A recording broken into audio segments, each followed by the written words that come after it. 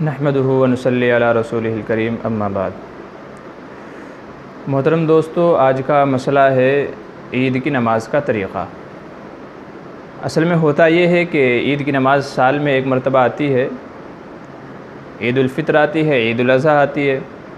تو ایک مرتبہ سال میں آتی ہے، اور اس کا جو طریقہ ہے نماز کا وہ تھوڑا الگ ہے، یونیک ہے عام نمازوں سے۔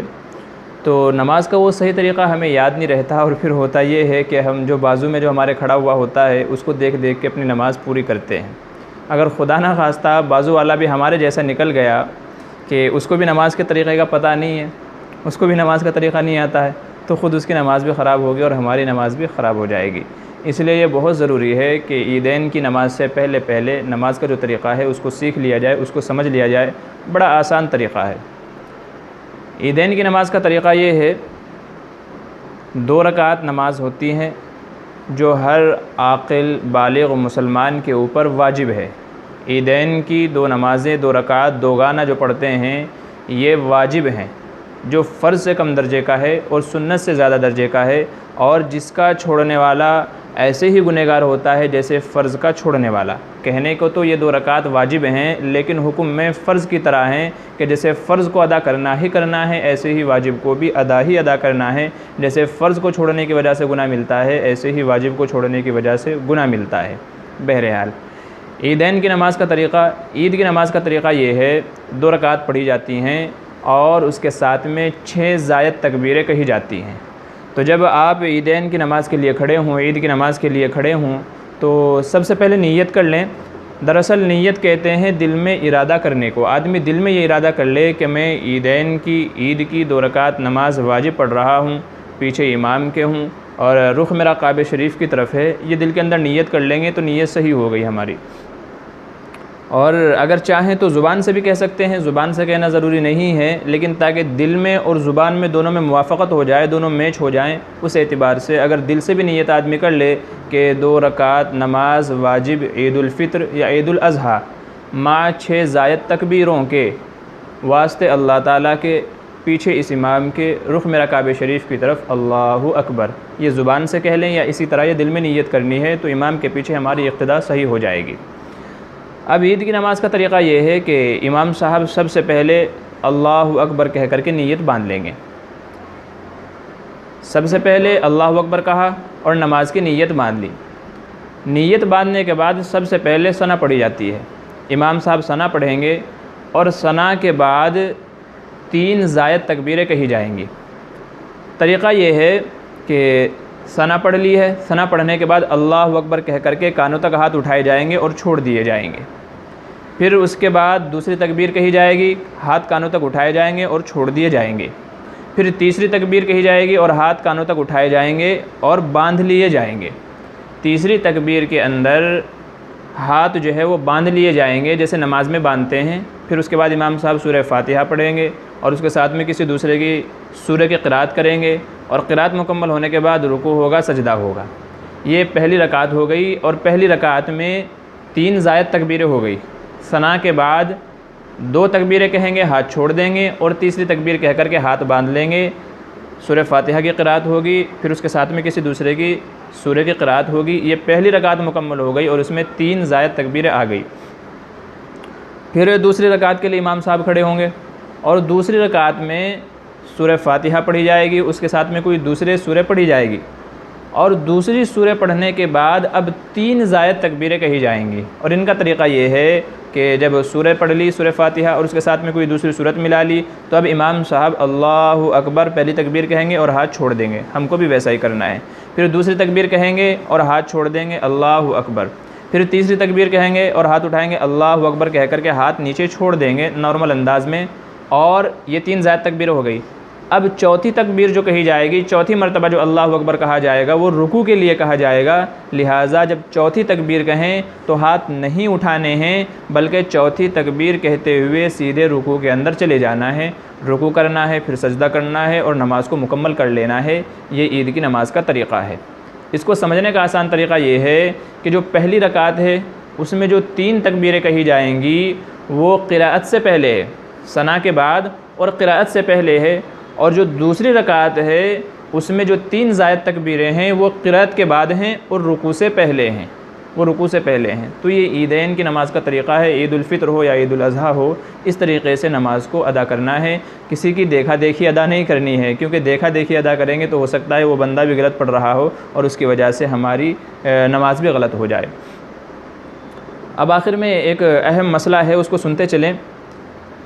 کبھی کبھی یہ ہوتا ہے کہ عید کی نماز کھڑی ہے اور کوئی بندہ لیٹ ہو گیا ہے، جس کی وجہ سے اس کی نماز چھوٹ گئی۔ کسی آدمی کی یا تو رکعت چھوٹ گئی، 1 رکعت، یا تو زائد تکبیریں چھوٹ گئی، تو اب کیا مسئلہ ہے، یہ بندہ کیسے نماز پڑھے گا؟ تو یاد رکھیں، چونکہ پہلی رکعت میں تکبیرات ثنا کے فوراً بعد ہے، تو ایسا ہو سکتا ہے کہ ہم نماز کے لیے جاتے وقت نکل جائے اور ہم نماز میں اس وقت پہنچے جب امام صاحب پہلی رکعت میں 3 تکبیریں کہہ کر کے قرات شروع کر چکے ہوں۔ تو اگر ایسا ہے کہ امام صاحب نے تکبیرات شروع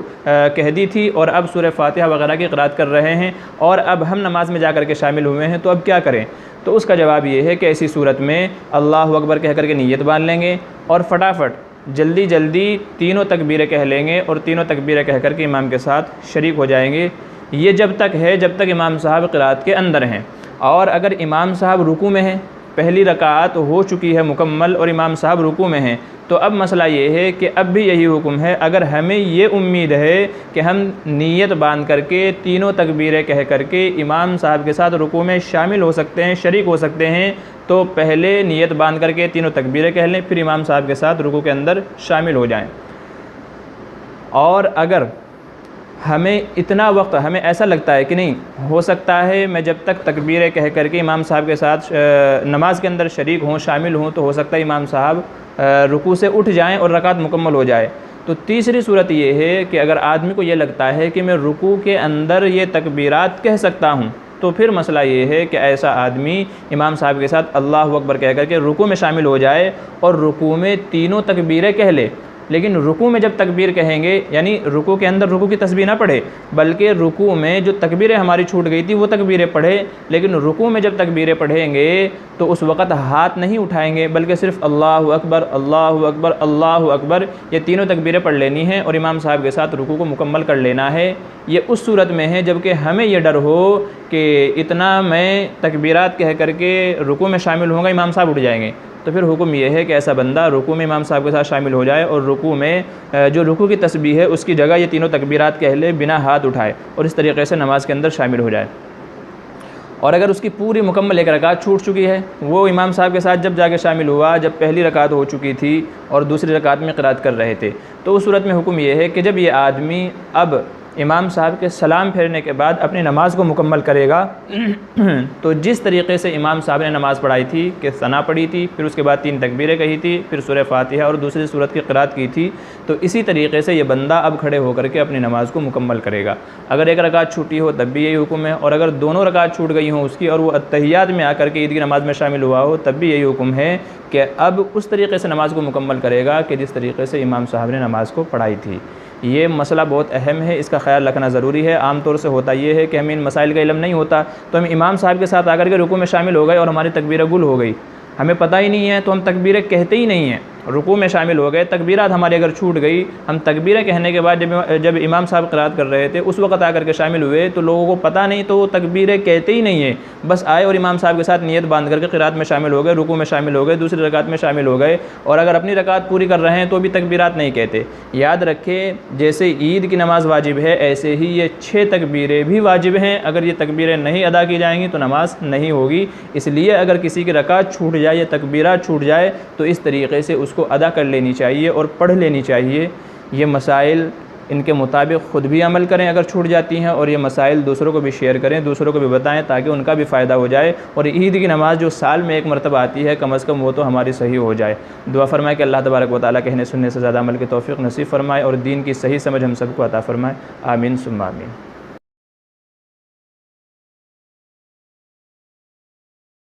عید کی نماز کا وقت کیا ہے؟ علماء نے عام طور سے کہا کہ جو چاشت کا وقت ہوتا ہے، یعنی ایسا وقت جس میں سورج اچھی طرح سے اوپر ہو جائے اور اس کی دھوپ اچھی ہو جائے، اور ریت اگر ہے ریت والا ریگستان ہے تو ریت وہ گرم ہونا شروع ہو، یہ بہتر وقت ہے۔ بعض علماء نے اس سے پہلے وقت بتایا ہے، کہا ہے کہ وہ وقت جب مکروہ وقت جس کو ہم کہتے ہیں، جس میں نماز پڑھنا نہیں چاہیے فجر کے بعد، وہ وقت ختم ہو جائے، عید کی نماز کا وقت اس کے بعد ہوتا ہے اور شروع ہوتا ہے۔ راجح قول یہی ہے کہ جو چاشت کا وقت ہوتا ہے، صلاۃ الضحیٰ جس کو کہتے ہیں، اس وقت میں نماز پڑھنا چاہیے، عید کی نماز پڑھنا چاہیے۔ یزید ابن خمیر الرحبی کہتے ہیں، خرج عبداللہ ابن بسر نکلے، صاحب رسول اللہ صلی اللہ علیہ وسلم مع الناس فی یوم عید فطر او اضحیٰ، عید الفطر کے دن یا عید الاضحیٰ کے دن لوگوں کے ساتھ وہ نکلے۔ فانکر ابطاء الامام، تو انہوں نے امام کے دیر سے آنے پر انکار کیا، دیر سے آنے پر انہوں نے تنقید کی، انہوں نے اس کو برا بتایا کہ امام دیر سے اچھی بات نہیں ہے۔ فقال انا كنا قد فرغنا ساعتنا هذه، کہا کہ اس وقت تک تو ہم نماز سے فارغ ہو جایا کرتے تھے اللہ کے نبی صلی اللہ علیہ وسلم کے زمانے میں۔ وذلك حين التسبیح، اور راوی کہتے ہیں کہ یہ جو وقت تھا جس میں انہوں نے کہا کہ اس وقت تک ہم نبی صلی اللہ علیہ وسلم کے ساتھ نماز سے فارغ ہو جاتے، یہ کون سا وقت تھا؟ تسبیح کا وقت۔ تسبیح اگر آپ حدیثوں میں دیکھیں تو تسبیح کا وقت چاشت کی نماز کے وقت کو کہتے ہیں۔ کون سا وقت؟ چاشت کی نماز کا وقت، صلاۃ الضحیٰ، صلاۃ التسبیح اس کو کہتے ہیں۔ اس کو امام ابو داؤد اور ابن ماجہ نے روایت کیا اور یہ صحیح روایت ہے۔